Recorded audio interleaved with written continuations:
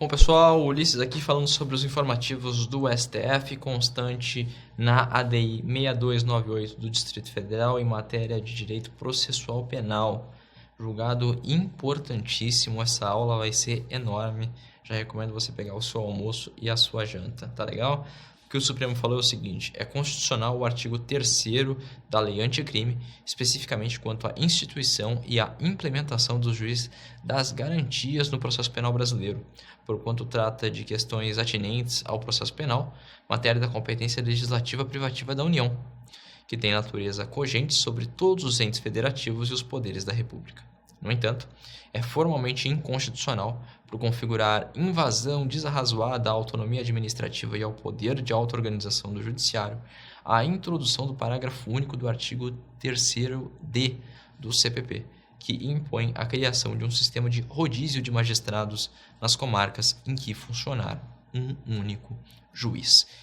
Eu nem vou me dar o papel de fazer uma tradução breve, como eu normalmente faço, das nossas decisões, uma vez que há uma série de diretrizes que foram estabelecidas aqui. Então eu vou passar direto para cada uma delas e espero que você esteja com um papel aí para anotar tudo que foi relevante. Bom, antes de mais nada, é importante nós dizermos que o juiz das garantias é uma ferramenta processual desenvolvida inicialmente pela Convenção Interamericana de Direitos Humanos e que teve o reflexo recente por meio da Lei Anticrime no Brasil.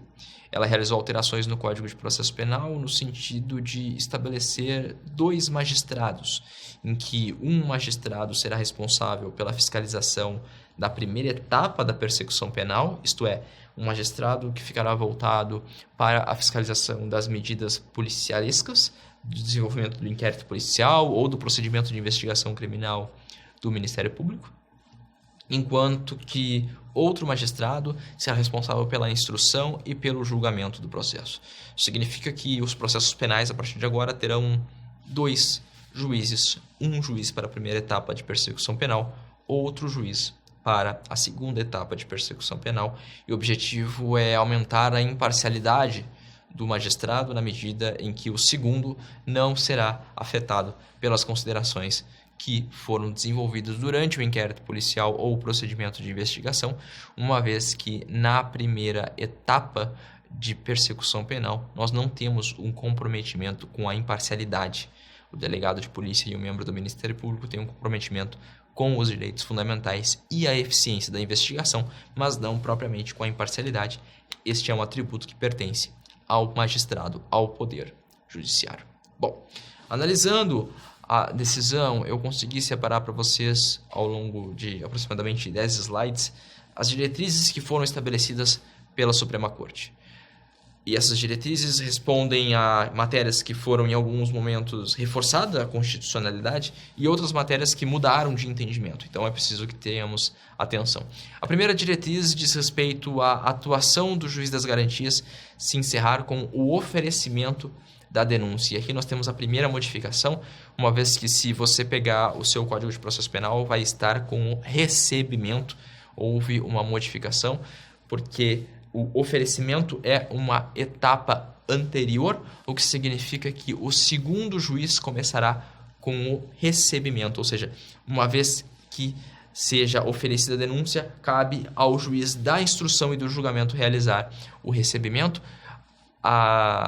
O STF fez essa mudança de entendimento porque entendeu que o recebimento por si só não contamina o magistrado, então o juiz das garantias atuará até o oferecimento. Oferecida a denúncia, ele encerra o seu trabalho e começa o juiz de instrução e julgamento o seu trabalho por meio do recebimento. Ou seja, o marco temporal divisivo passou a ser o oferecimento da denúncia e não mais o recebimento. Segunda diretriz que foi estabelecida: o desrespeito ao prazo revisional de 90 dias da prisão preventiva não vai ensejar o seu relaxamento automático.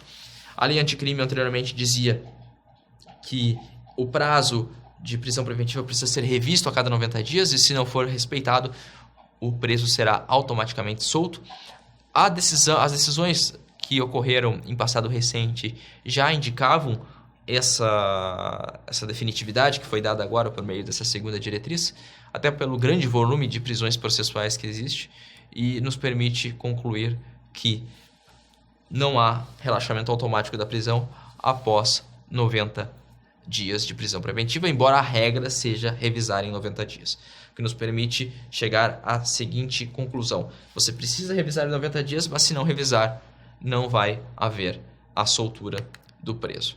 Terceira diretriz: aqui houve uma simples confirmação do que já estava afirmado na lei anticrime, no sentido de que o juiz das garantias não se aplicará para as infrações de menor potencial ofensivo, para os tribunais colegiados, as infrações de menor potencial ofensivo porque a baixa periculosidade não justifica esse procedimento bifásico de 2 juízes, os tribunais colegiados porque o simples órgão colegiado já faz às vezes de imparcialidade, o Tribunal do Júri pela competência constitucional e também a Lei Maria da Penha porque não há compatibilidade axiológica, ou seja, interpretativa entre o juiz das garantias e a Lei Maria da Penha. A Lei Maria da Penha exige dinamicidade, exige rapidez para a defesa da mulher que sofre com violência doméstica ou familiar.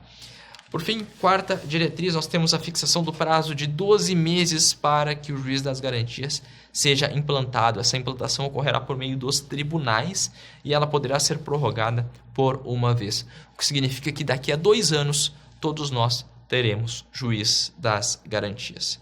Também foi estabelecido o prazo de 90 dias para que os procedimentos de investigação feitos pelo Ministério Público sejam fiscalizados pelo Poder Judiciário. Aqui, na verdade, é uma regra de transição que foi estabelecida entre o antigo modelo de arquivamento e o novo, levando em consideração que o antigo modelo de arquivamento se pautava pela relação entre Ministério Público e Poder Judiciário, em que o Ministério Público entendia pelo arquivamento e o Poder Judiciário o homologava, e se não homologasse, enviava para a revisão. Agora não é mais necessária a intervenção do Poder Judiciário, basta a manifestação interna do Ministério Público.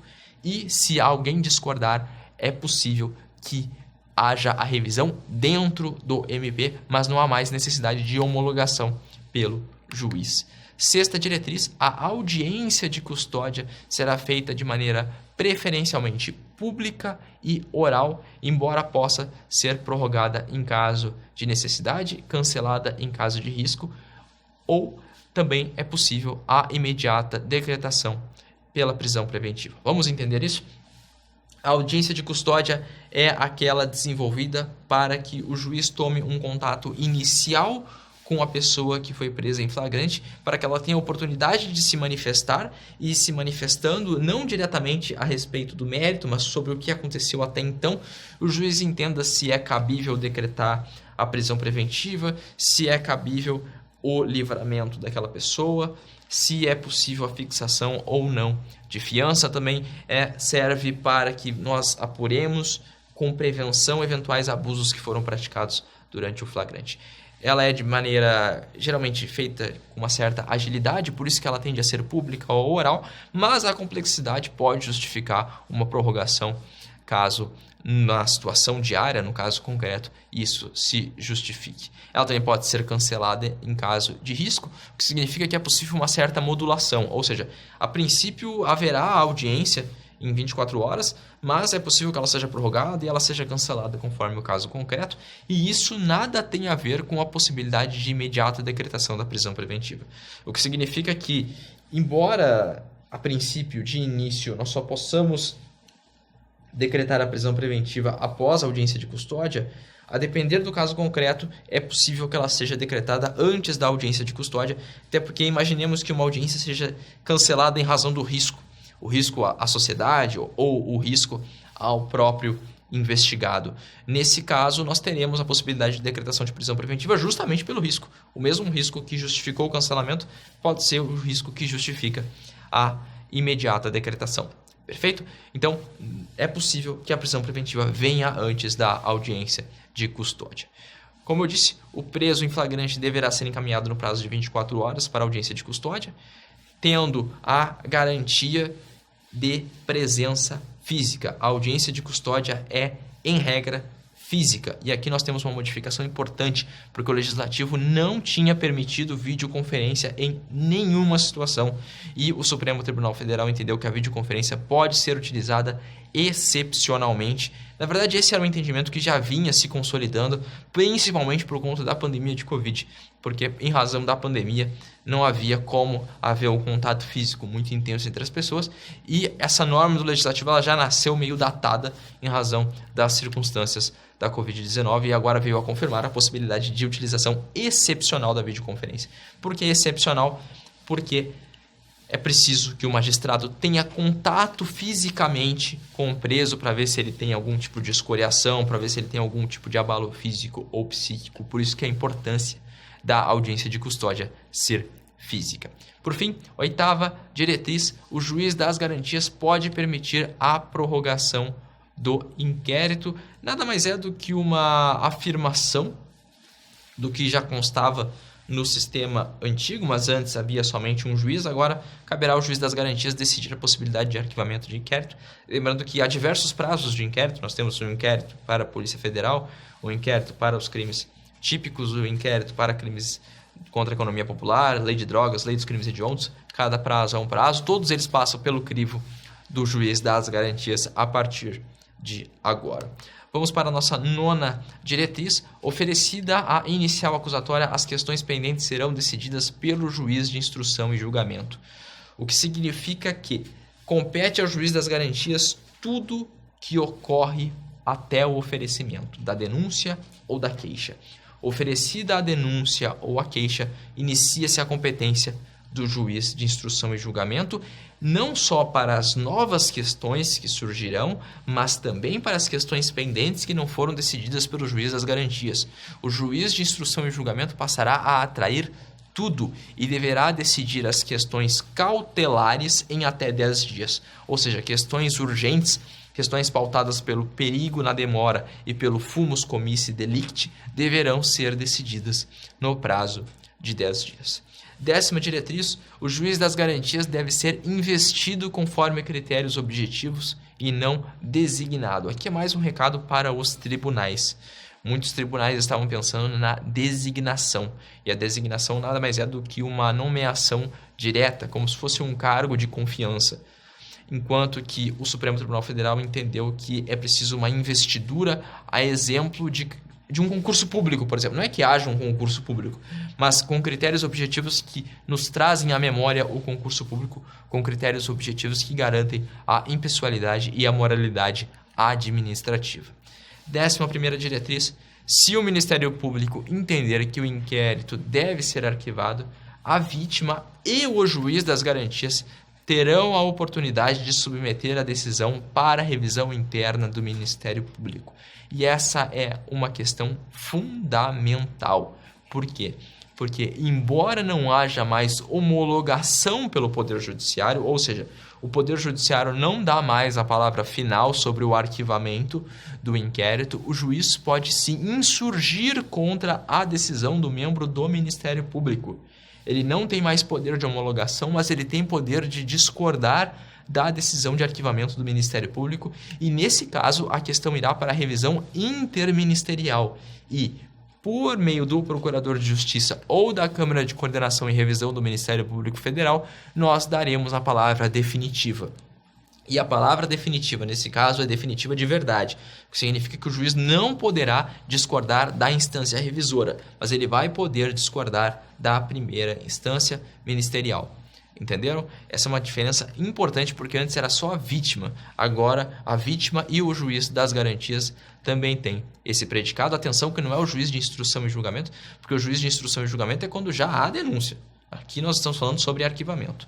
Legal? Bom, por fim, nós temos uma regra de transição, a nossa 12ª diretriz e última. As ações penais que já existem, quando os tribunais estruturarem o juiz das garantias, continuarão com os mesmos juízes. Isso significa que aquele prazo que nós tivemos de 12 meses, que pode ser multiplicado por 2 para 24 meses, ou seja, esse prazo de até 2 anos que os tribunais têm para organizar o juiz das garantias, é um prazo de efeito ex nunc. Isso significa que somente a partir da implantação do juiz das garantias é que os tribunais poderão processar as questões e as ações conforme o juiz das garantias. Isso significa que, dia 5 de janeiro de 2026, nós teremos juiz das garantias no estado do Espírito Santo, por exemplo. Somente as ações propostas de 5 de janeiro adiante é que seguirão esse rito que nós trabalhamos nesse encontro. Legal, meus caros? Espero que vocês tenham gostado. Ficou enorme. E adeus.